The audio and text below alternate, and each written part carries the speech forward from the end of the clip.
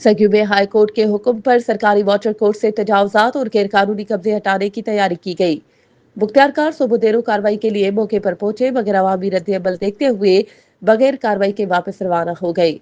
शहरियों का कहना था कि हमें किसी किस्म का नोटिस नहीं दिया गया, जबकि दरख्वास्त गुजार खुद भी इस मामले में मुलविस है।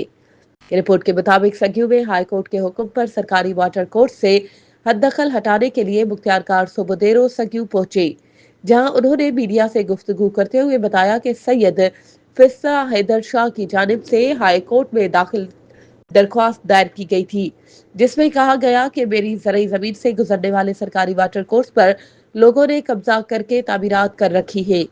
हम हाई कोर्ट के हुक्म पर कार्रवाई के लिए यहाँ आए हैं।